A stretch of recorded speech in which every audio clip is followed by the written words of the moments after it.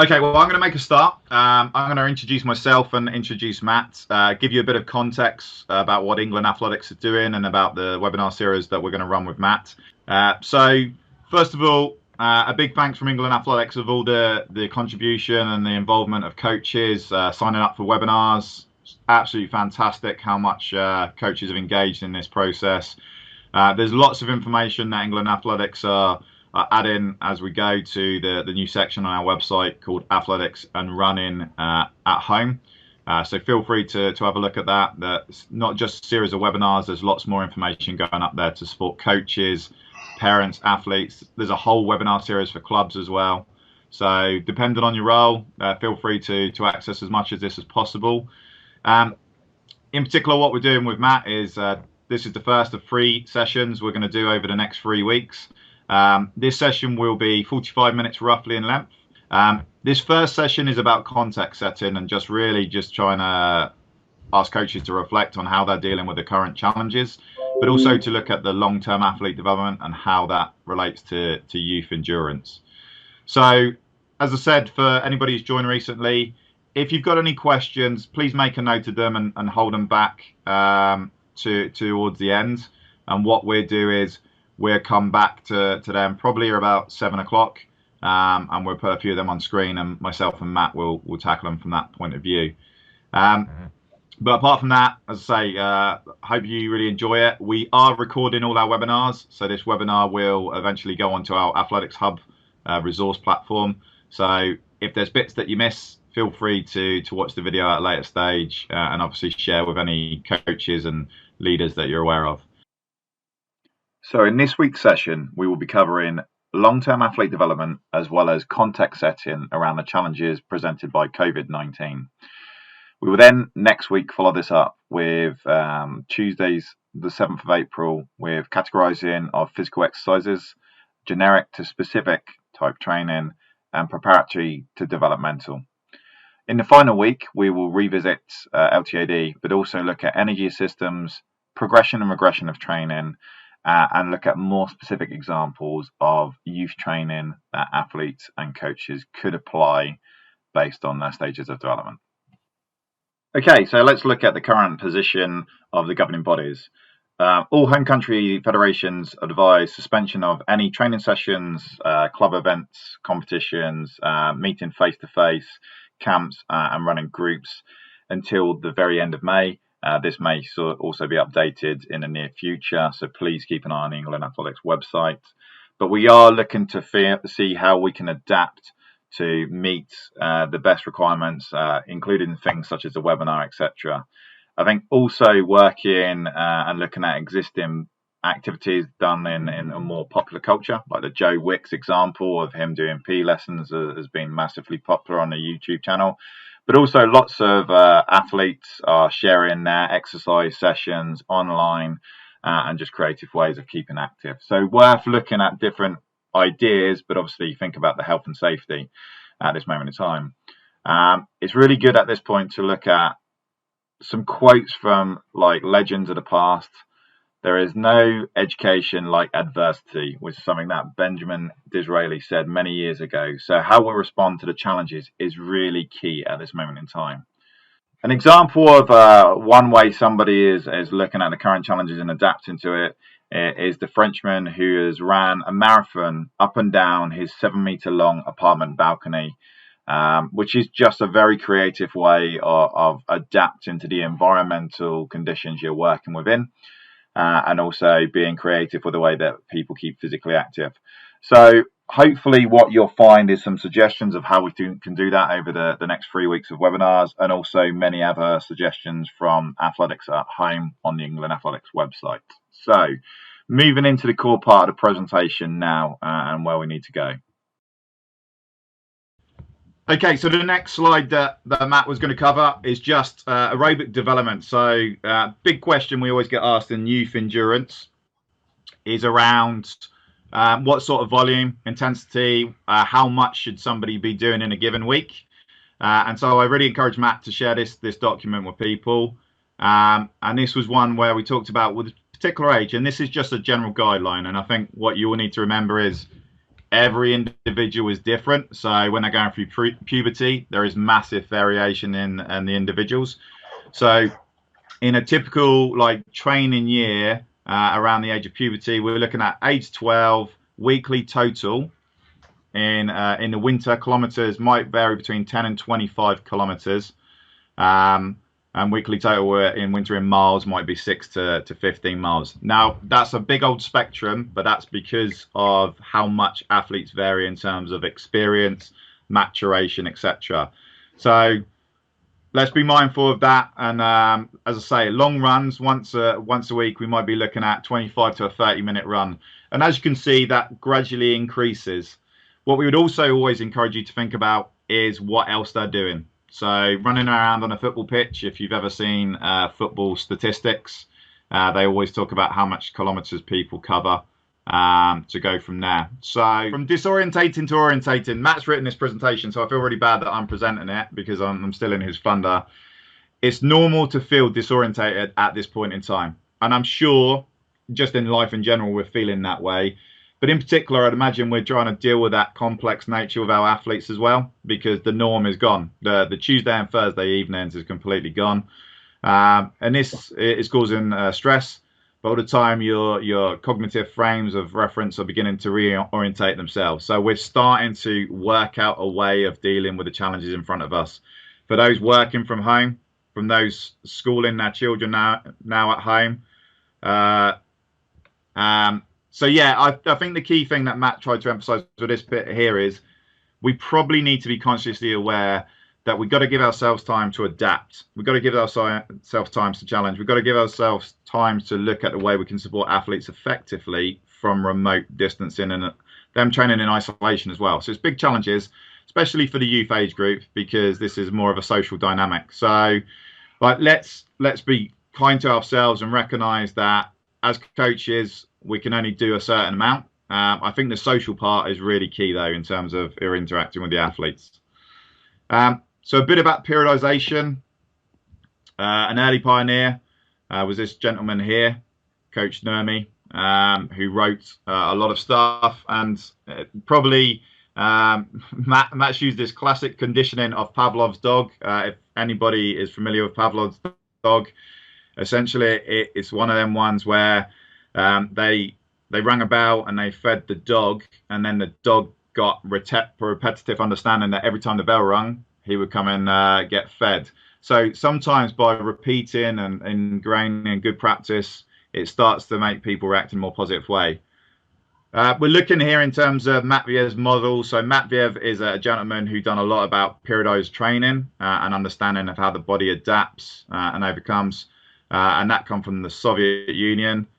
Essentially, we're looking at long-term planning to help athletes and moving from a very much a generic to a specific periodized plan. So in terms of the volume started off heavy in the winter, and then it dropped off towards the competition period. So everybody was doing less volume, but what happened is the intensity increased along with a technical training focus, and towards the competition time, it all tapered off. And in the transition period, this is the period of rest. So when we're looking at competition itself, that's the bit where you see a very low level of volume in training, whether that is in endurance, or if that is in multi-events, or whether that is in an event-specific element. And then we look at probably a greater focus towards the end is in intensity, so it's more closely related to the competition itself, and also technical focus. But as I'm sure, as you're all aware, the closer you get to competition, you probably want to decrease the amount of focus on lots of changeable things, such as technical work. You want to focus on just the competition in that particular phase. Double peak model of periodization. If you're familiar with the language, we have our general preparation phase, specific preparation phase. So general preparation phase is when we're getting in good condition. We're doing general like conditioning stuff as opposed to specific for the event areas. Specific preparation is more about the event we choose to do. So if you're looking at endurance, for example, your focus might shift towards 8 and 15 training as opposed to a lot more mileage. If you're focusing on 3 and 5Ks, then it might move in a slightly different direction. And then we have a pre-competition and a competition phase. Pre-competition, obviously doing the final preparation, more specific stuff. competition tends to be making sure you maintain all the hard work that you built over the period of time. And then we tend to go, if we're doing a double periodized year, we cycle that through twice. So for youth endurance, we're probably talking here about the English schools cross country and then the English schools track and field outdoors. Or it might be, if they're looking short of stuff, it might be that we're focusing indoors for the 8s, 15s, and outdoors for the track and field. So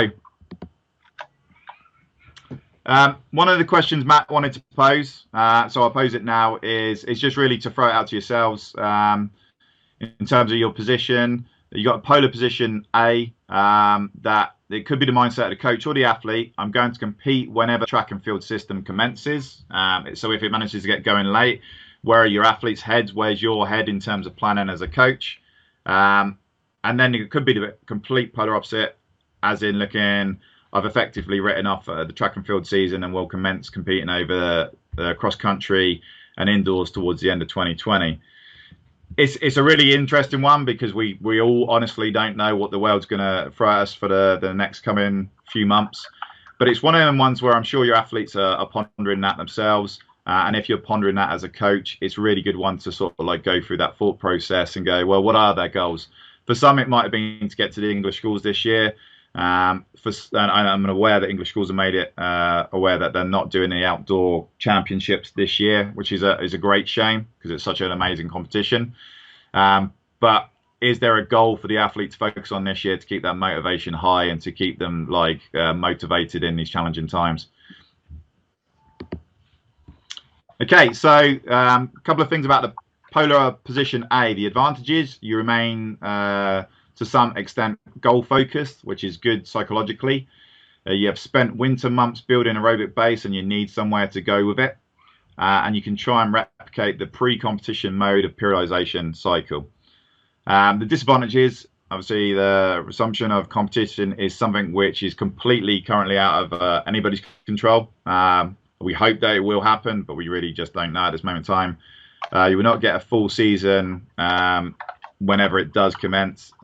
So these are the things that could challenge you if you're in that polar position A. You risk too much overload and thus potential injury if you try and do things too much and just try and stress yourself out by giving a temptation to just cram it all in August and September. And obviously, we need to be mindful of that as coaches to say what is the reasonable amount to expect athletes to be able to do, especially if they can't get back on track until at the very earliest June and maybe beyond that. Polar position B. So if you were to write up this season, advantages may take away stress caused by uncertainty. There is a potential for that and allows your focus to be on maintaining healthier rather than event-specific fitness. Disadvantages, you may find it motivationally difficult without a goal. And you may regret not being in shape for competition suddenly resuming later in the summer. So we are really in quite a challenging area, a bit in a limbo, because we just don't know if and when competition will restart in the summer. We hope it does, but obviously it's a big challenge for ourselves. I'll be frank and share some of the sort of conversations I've had with my athletes. A few were targeting the World Juniors and the Youth Under 18 European Champs. And I was just honest and said, look, they've been cancelled for this year. So let's focus on next year and let's really try and put in some good work.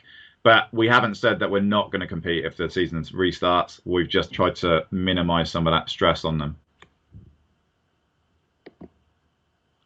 So if you can post your thoughts online as whether you lean to the polar position A or B was going to be Matt's request, just to really get a gut feel where you are. So it's good for us to know. It's good for each other to know where you feel. Lots of A's come in, which is good, keeping the motivation high. So I think what we really need to do is go, if we're a polar position A or a polar position B, I would throw in a question to go, do you know where your athletes sit on that goal? Are they the same polar position as you? Okay, great stuff coming through. Some really positive comments as well. So keep them coming. Really appreciate that. So moving on to the next bit, like, and probably the main focus, the second part was really like just the context set where we are as coaches. Lots of A's coming through, which is nice to see. A couple of B's as well. I'm sort of like stuck in limbo, if I was to be honest. I know partly where my head is, but partly where else it would be. So we talked about, and this week was about setting the context for the next 2 weeks. So long-term athlete development, late rather than early specialization was one of the key things we were talking about. And now, how does that specifically relate to youth endurance? Well, what we've got to look at is there's a lot of kids will actually join a club and they want to do endurance. They're very good at it. They've been successful at schools, cross country, really excited and really happy about that. And that's the one thing that's got them down the track. And I think we need to recognize that. If that was the reason why they come down, whether it was seeing a famous athlete on TV or whether it was just enjoying a cross country or schools athletics, then that needs to be something that we embrace. But at the same time, we've obviously got a duty as a sport and as coaches to give that athlete the best chance to develop and fulfill their full potential. So it's asking ourselves the questions: have they got everything that they need? Have they got everything in their tool bag to fulfill their potential? And one of the recommendations is we should always look at the long-term athlete development model. So have they got the underpinning foundation skills, the fundamental movement skills that are going to help them as they move into more specific stuff? So it's not necessarily about them becoming like an all-round competitor in different events. It's more about them actually understanding, have I done the fundamental skills to run more efficiently? Have I got the coordination? Have I got the diversity? So if you learn to hurdle, for example, as a young endurance athlete, you could always step up to steeplechase and have a big advantage because of technical efficiency. It could be that actually some people are in the wrong event at this moment in time for where they are. And really, the main thing about long-term athlete development is giving them the right skills at the right time as they grow into the mature athlete that they hopefully will be. So there's a couple of examples, and all credit to Matt. He pulled these out. So like Matt's watching me chat away here, and hopefully I'm doing it a good job. There's lots of people we talk about and go in, well, I can quote a few athletes what focused really early. And so probably the gentleman on screen now from Norway, one of the Ingebrigtsens, the youngest, is probably an example lots of people talk about. But as he quotes there, I've been a professional runner since I was 8, 9, 10 years old. I've been training, dedicated and following a good structure, the same as my brothers from an early age. But he does also say all of us have been doing football, skiing and lots of different stuff from an early age. So it's not, Jacob, thanks Matt. It's not to say that you have to do lots and lots of diverse things in one sport. What it's trying to encourage is we need to develop all the fundamental foundation skills. So cross-country skiing will give you a massive boost in your cardiovascular system and will help conditioning. So when you look at any training, when you look at any individual, look deeper into what their foundation skills are. And if anybody can remember as being a kid in the 70s and 80s, probably a lot of us were going out and playing far more often than we do nowadays as kids. There was only one TV in the house. You were probably jumping over rivers, climbing trees, doing lots of stuff, which gave us good coordination skills. It gave us a good core conditioning and physical conditioning because we were experienced lots of movement skills and movement patterns.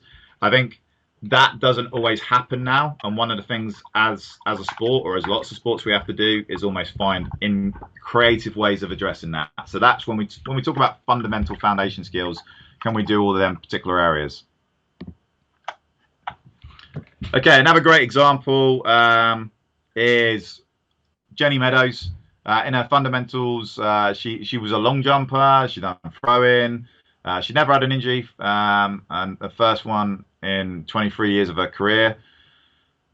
She had the fundamental ingrained into her and was doing lots of stuff, diverse, from 7, 8, 9 years old, sports hall type activities, etc. Okay, so foundation skills, running, jumping and throwing. So teenage years, Jenny Meadows spent in sprints, in the freezing 400 meters, giving her a good speed foundation that she could use at a later stage in her 800s, and obviously in 4x4s. She wanted to train 3 times a week rather than just twice. But her mother said, I still want you to be doing athletics when you're 20 years old. And I think there's a really good message there that there's lots of research what would say doing too much too early can overload the body unnecessarily. But also, it can be boring after a while if you're doing the same thing over and over again and it sort of like engulfs your life rather than have a bit of diversity, then it can be challenging. Now, there are lots of people that do want to train on a fairly frequent basis, and the challenge for us as coaches is working with them to understand what else they're doing outside and what the impact is, but also making sure like we keep them involved in the sport as long as possible. I particularly come from a multi-events background, so one of the things that I like about that is if one thing isn't going particularly well in training, if we get so absorbed in it psychologically, it can be negative. So we tend to go, well, let's leave that for a little while and try something completely different. And that has the benefit of just taking the pressure off the individual. If you specialize too early, then the danger is that that's the only thing you can focus on. Just going through Jenny again. So event group, 1995, English schools, 800-meter champ, but commitment to middle distance running in 2005. Event at this stage, there was the odd 400, the odd 1500 thrown in, part of our competition schedule. 2006, age 25, competed in 12 times 800 meters, PB of 2 minutes, just over 2 minutes flat, and represented GB in reaching the semi-finals in the World Indoors. So Jenny started to sort of like mature later, for sure. And then in 2007, age 26, finalist at the World Champs in Osaka, broke 2 minutes. And possibly people know a lot about Jenny coming through and the amount of grafting and work she took to get to that point. So I'm just going to pause it there for the slides, and I'm just going to take a couple of questions if I can. So just go back to Lynn's question, which was a particularly good one, Matt. So just picking on a few things that like Matt talked about, it's about like the appropriate overload, gradual overload, bit of diversity as well. So a couple of things we don't want to see is somebody doing a lot of mileage on a hard surface, lots of pounding on the body. We want to probably vary that. Probably, like I would say, in terms of the youth age group as well, we certainly want to look at what else that they're doing. So if they've been swimming one day or all day, or if they've been doing a lot of sport at school, how does that impact on what they're going to do at the track in the evening? And how much mileage or how much distance they can do. So certainly getting that good combination. So I would say understanding what the athlete's background is, what they're doing elsewhere, essentially, and certainly in the youth age group, we're talking about school activities. We're probably talking about after school clubs, probably talking about talented young people in general. But I think that like we always talk about the good balance and understanding the balance of volume, intensity, and recovery, and making sure that balance is appropriate for each individual. So the question earlier on around should we be recommending mileage or time? The great thing about recommending time is, like, if you ask 10 people to run for half an hour, they're all going to get to various distances, but it's about where they are in their overall development. So I think appropriate training load, appropriate training intensity that the athlete is gradually building up, an adequate recovery where you see the quality maintained. So I know lots of endurance coaches will use heart rate recovery because it's more accurate to the recovery of the individual. So any suggestion on reps and lengths? I would say one of the key things on that, Eve, is you've got to look at, again, go back to this time sort of thing. If they're on roads, especially in the winter, it's probably looking at an ideal environment that you're working in and saying, almost like there and backs are really good sessions to do with endurance athletes on the road. So they go out a certain distance, come back a certain distance based on the time. So run out for 10 minutes in one direction and run back. Now, essentially what happens is everybody's going to get back, and that's probably more appropriate to that conditioning. So that would be a suggestion there. What age would you consider old enough to start using weights, light ones, as part of strength conditioning? Okay, so Tony, this would go back to that pyramid of going, have they got the coordination? Have they got the physical conditioning? Can they control their own body weight? For sure. If they're controlling their own body weight, they have good stability, good core conditioning, and they're coordinated. I'd always get them to go through movement patterns. One of the things that happens when you're going through puberty is your growth plates are still still developing, so they haven't ossified. So the very ends of the bones are susceptible to damage if we stress them too much, and that could be through repetitive strain or high end like heavyweight strain. But at the same time, bones get stronger because they're worked harder. So you've got to find the right balance. So I would always say that I want athletes to be in good condition initially, and then I always say I want them to lift light and lift right before they get heavy. Okay, so what I mean by that is I want them to lift with like maybe just a bar to understand the weights, make sure they got the correct posture, they got the correct range of movement, correct coordination to do that effectively. If they don't, then we don't start loading up the weights, because if they're not doing something correctly and you're loading on weights, you're basically loading more challenge for them. Okay, thanks for that question, Tony. Hopefully that answered that one. During this period of isolation and staying at home, should we include more strength and cardio workouts as well as run sessions? Sophia, yeah, definitely. I've been using, and again, like I just explained, my athletes are like 16 years and older, but we've been using the House Party app, which has become hugely popular, to do cardio circuits as a group. The reason why I'm doing that twice a week with my group is the social dynamics as well. So one of the great things about road running clubs and track and field clubs themselves is there's a chance to socially gather as a group and come together and share that good practice. So I would certainly look at doing workouts. I would certainly look at doing stuff that go in. Well, running is all about being in good condition, both aerobically but also physically conditioning. So could you do some general conditioning skills? Could you do like stuff like Pilates or yoga to help with that physical conditioning, as well as the running stuff? Could you even do, where they're going out for a run, they might get to a certain point and do a couple of sprints. I know fartlek's been mentioned a few times on training on the comments box at the side. So yeah, I think definitely if they're confined to the environment at the moment, as we all are, and we have to stay within the government guidelines, look at varieties of how they can do it at home. But I would say if you've got that real good connection with your groups, think about ways that they can still do the social aspect as well. Like the first 10 minutes of a training session at least is probably where people catch up and have a chat. Could they train together as a group, but just remotely using technology? That would be a good one there. Okay, so hopefully that was okay from that point of view. Okay, next one. Given the race season has been pushed out to later in the year, would you recommend reverting to base training for a period?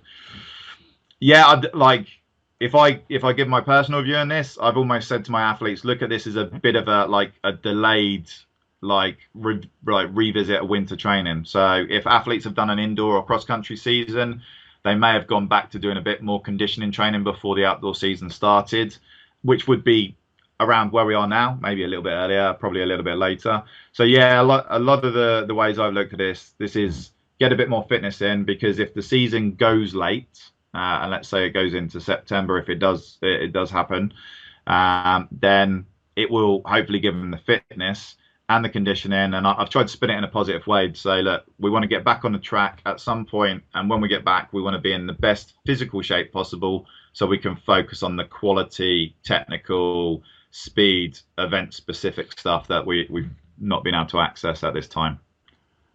I would say a balance, Sam, in terms of like should long runs be a balance of cross country and road, or just one of them? So there's really good benefits. Research shows there's really good benefits from using multiple surfaces, because it stresses the body in different ways. Obviously, our cross country runs uneven surface, so your ankles need to work to create more stability. So it's good for stabilizing the ankle, knee, and hip joint. And obviously running on the road is harder, so it can you get a quality of contact. You get the reaction from the ground is harder, so you move quicker in some respects, but also that the amount of stress that it puts on the body is at a high level. So varying surfaces is beneficial, and tracks do vary as well. If you go from a Mondo very hard track to a typical tartan softer track, it's good that athletes are diverse enough to cope with that. Is there a benefit in doing time trials during this period? Yeah, do you know what? I think so. I really do think so, because there's been some absolutely brilliant creative ways people have been interacting with their clubs. So I've seen a lot of clubs do I see one the other day, which was a fun run where everybody went out and ran on their own, followed the government's guidelines of social distancing, but still staying active. And when they went out for their run, they put on a funny outfit, and that was like a fun run that they done. And they done it over a certain distance, and they come back, and it was trying to keep that active. I think if you set time trials, not too often, but enough, it gives somebody a goal to work towards, and it's that, can you beat yourself? And that's one of the beauties of our sport. You know, at this time, you can't play a football game on your own. That just doesn't work. But you can go out for a run on your own. And where some people might be going, can I go a bit longer in terms of distance? Some people might go, can I do the same route but do it quicker? I think varying training is definitely a good way forwards. Got a couple of athletes who train hard, whatever the session. Does anyone have a suggestion about how to control them? Good question, Claire. Actually, and it's one of them ones where it's, in some respects, it's a nice problem to have. But it is one of them ones where they need to educate themselves about pacing themselves and controlling themselves. So it's one of them ones where I think athletes almost find it hard not to be competitive. What I would be interested to know is that when they're training side by side, are they competitive against each other? Is there bits where actually you could talk about, like, let's measure a different quality? So if it's about how hard they train, it might be actually your focus and your feedback starts shifting into recognizing how well they run the sessions, or how well they kept to a certain time that you set for each repetition, or how well they executed the movement. Because it might be that the way that they measure how good an athlete they are is how hard they put in the effort. And we still want to recognize that, because it's a really good thing to see. But if you start also complimenting and recognizing, actually, you hit the times really well that I set you there. That's exactly what we were looking for. This is going to make a big difference in your training moving forwards. Or I really like the way you were running. You look very relaxed. It was good posture, and talk more about that than particular times. Then that may help. It might be that they are very focused on, as somebody mentioned earlier on, I think they possibly would look at every repetition as a time trial.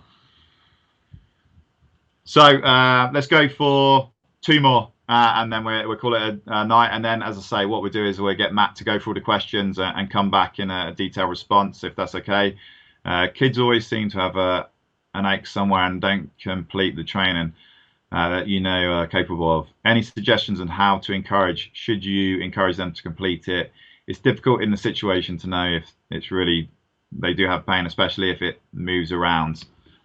And you're a physio as well. Okay, brilliant. My wife's a physio as well. Okay, so from this point of view, I've seen this before, and one of the things I always talk about is lots of kids, especially in the youth age group, have a built-in fear of failure. They have a concern about not being able to do certain training, even though it may seem like, yeah, they can do it. They're more incapable of doing it.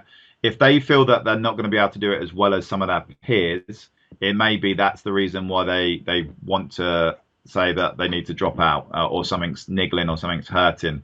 So it could be that they know at their current fitness level they can give you 4 or 5 quality runs, but after that they'll start to drop off because they're not quite at the same fitness level as one of their peers. Now it might be that they don't want to look that way or be perceived as less effective than one of their training partners. So I always talk about, like, just thinking about them to set their own goals and maybe adapting training initially to say, right, give me 5 quality runs, and if you can give me 5 quality runs, and there's 7 written down on paper, then I'm happy if you can get like 5 quality runs in and not do all 7. So it gives them a bit more flexibility. It is a really hard one because sometimes, like, the one thing we don't want to do as coaches is get people to train if they legitimately have a problem. But at the same time, we also need to make them realize that the only way they're massively going to improve is to always put themselves in a stretch position, in an area of discomfort in terms of mentally. So if they feel it's going to be tough, and they feel it's going to be hard, but it makes them stronger and better, then it's definitely something I would encourage. If it's going to injure them in any way, obviously that's something we would strongly discourage. Final question then for tonight. I talk to our runners all the time about need for recovery, impact on key sessions if we push recovery sessions. It's hard when they are naturally competitive. I think the ability to ease off comes with maturity. Karen, you're spot on. It does. I think, to be honest, kids don't understand, and certainly the young ones don't understand the point of recovery. They just will keep on going and going. But part of it is education, I think. So sometimes I just show my athletes the sort of impact that training has, and just say, look, every time you train, you have a point where you overload, and you need a point for recovery to happen, for adaptation to take place. And the more you train, the bigger that dip happens in the body. And if you don't recover, eventually you're going to get to the point where either they're going to be too tired to do a quality session, they're going to lose the quality of what they're doing within that session, or there is the chance that they might get injured. And the one thing that you can't do is you can't train an injured athlete because, or you can't get an injured athlete to compete, I should say. You can train them, you can help them rehab. But if they're injured or if they're fatigued, it's going to affect the quality of what they're doing. So it does come with maturity, but I think what we can do in the early stage is educate them to be more mature in their decisions. So I'm conscious, sorry about the technical challenges that we had, and apologies to Matt for jumping in and taking over. Hopefully I've done it justice. I really appreciate everybody's patience and everybody's engagement. Great questions. What I would say is I'll ask Matt to look at all the questions what have come through, even the ones that I've answered, because I've done my best, and certainly come back. And what we'll do is we'll share the video online, and what we're trying to do is also film Matt doing a separate one so we can share that with yourselves, answering in a lot more detail around the questions what have come through. So thank you, everybody. We'll look at the technology, make sure it's all good and well for us next Wednesday. But keep an eye out for all the webinars. So we've got youth endurance, we've got lots of stuff for clubs, lots of stuff for events. Spencer's just kindly put up the links to the webinar stuff up there. Have a great evening. Stay safe. And hopefully we'll see each other on the competition circuit at some point in the future. Thank you ever so much. Matt, thank you ever so much. Take care all, and have a good evening.